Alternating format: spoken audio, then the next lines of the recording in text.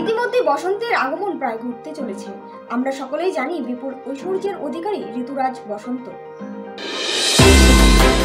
পলাশের রঙে রাঙিয়ে আসে বসন্তকাল।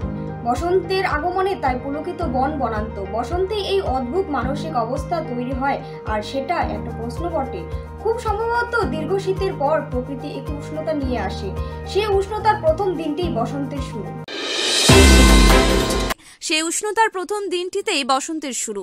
মূল কথা হলো, শীতের স্যাডিস্ট আবহাওয়া থেকে মানুষ বসন্তেই মুক্তি পায়, তাই তার আনন্দ। কিন্তু কোথাও কোথাও আমরা দেখেছি দুর্যোগের অবস্থা। এই বসন্তে মাতোয়ারা হয়ে নানা পুণ্যার্থী থেকে শুরু করে ভ্রমণ পিপাসু মানুষ ঘোড়ার টানে বাইরে বেরিয়ে আসে।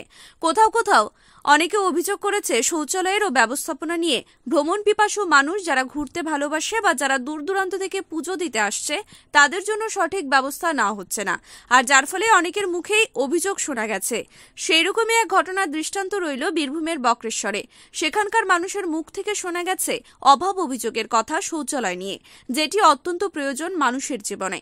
তারা দাবি জানিয়েছেন বাসস্ট্যান্ডের কাছে একটি শৌচালয়ের জন্য, এছাড়াও নানা রকম পরিষেবার জন্যই ব্যবস্থা নেওয়ার কথা বলা হয়েছে।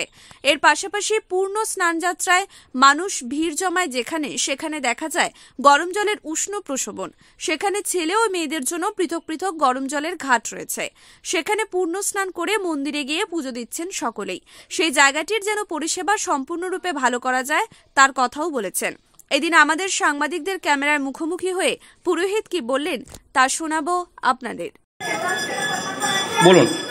আমাদের যেটা মূল সমস্যা হচ্ছে বাস স্ট্যান্ডের শৌচালয় এবং বাস স্ট্যান্ডে একটা প্রতীক্ষালয় এবং বাস স্ট্যান্ডে পানীয় জলের ব্যবস্থা, এই তিনটেই কিন্তু আমাদের বাস স্ট্যান্ডের মুখে নেই, যার জন্য তীর্থযাত্রীদের প্রচণ্ডভাবে অসুবিধার সম্মুখীন হতে হয়। দূর দূরান্ত থেকে ভোরবেলায় যে টুরিস্ট গাড়িগুলো এবং তীর্থযাত্রী যারা হাজার হাজার আসেন, তারা গরম জলে স্নান করে তারপরে মন্দিরে পুজো দেন, তো তাদের এসে যে একটু শৌচালয়ে যাবে বা একটু প্রতীক্ষালয়ে একটু বিশ্রাম নেবে বা একটু পানীয় জলের ব্যবস্থা, এই সমস্তগুলো কিন্তু বক্রেশ্বরে একেবারেই নেই। মূলত এটা করা, বাস স্ট্যান্ডের মধ্যে পর্যাপ্ত পরিমাণের জায়গা আমাদের রয়েছে। সরকারকে দৃষ্টি আকর্ষণ করতে বলছি যে সরকার যদি সেখানে একটা করে দেয় সেখানে খুবই ভালো হয়। তারপর আপনার কর্মতীর্থ হয়েছে, কর্মতীর্থ লাইনটা বোধহয় কানেকশনটা কাটা আছে, সন্ধ্যার পর থেকে অন্ধকার হয়ে গেছে।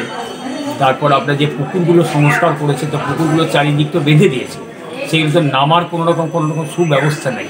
আগে পুকুরগুলো খোলামেলা ছিল, তীর্থযাত্রীরা ঠান্ডা জলে স্নান করতো, যারা গরম জলে করতে পারত না, বাঁধানো ঘাট ছিল, সেগুলোকে পুকুরগুলোকে ছোটো করে দিয়ে চারিদিক বেঁধে দিয়ে মানুষ নামতেও পারে না, পুকুরের জল ব্যবহারও করতে পারে না, এইসব অব্যবস্থায় পরিণত হয়ে রয়েছে আর কি। তো আমাদের যেটা মূল সমস্যা রয়েছে, আমি যেটা প্রথমেই বলার চেষ্টা করলাম যে বাস স্ট্যান্ডের শৌচালয়, বাস স্ট্যান্ডে প্রতীক্ষালয় এবং বাস স্ট্যান্ডে পানীয় জলের ব্যবস্থা, এবং তিনখানা যে পুকুর, আমাদের বড় বড় পুকুর রয়েছে, অনেক পুরনো পুকুর, চন্দ্রশয় দেব পুকুর এবং সাতক্ষীটে বলে যে তিনটে পুকুর রয়েছে, এই পুকুর তিনটে যদি একটু সংস্কার করে মানুষের নাবার ব্যবস্থা করে দেয়, বাঁধানো ঘাট করে দেয়, তাহলে মানুষ খুব উপকৃত হয়। খুব বক্রেশ্বরে সেইভাবে উন্নয়নের তো আমি কিছু দেখছি না। আমাদের মন্দির কমিটি থেকে যেটুকু উন্নয়ন করা হয়েছে, মন্দির কমিটির থেকে এবং ভক্তদের দানে মন্দিরটা গড়ে উঠেছে, এবং মন্দির যে সংস্কার সেগুলো আমরা মন্দির কমিটি থেকে করেছি এবং তীর্থযাত্রীদের দানে করেছি। এছাড়াও সরকারিভাবে মন্দির এলাকায় বা মন্দির উন্নয়নের কোনো কাজ তো আমরা দেখছি না, আমরা দেখিনি। সরকারকে বলবো যদি কিছু কাজ করা যায় তাহলে নিশ্চয়ই করবেন। দীর্ঘদিনের একটা ক্ষোভ রয়ে গেল তীর্থযাত্রী থেকে, এমনকি কমিটির এমনকি আমাদের ঠাকুরমশাই থেকে, যে ঠিকমতো কি পরিষেবা পাচ্ছে না, তাতে কি বলবেন? তো বললাম তো, পরিষেবা তো নাই, পরিষেবা তো করার কথা। মন্দিরে তো শৌচালয় করার দরকার, মন্দিরে তো পানীয় জলের ব্যবস্থা করা দরকার, মন্দিরে তো যথেষ্ট পরিমাণে লাইটের দরকার।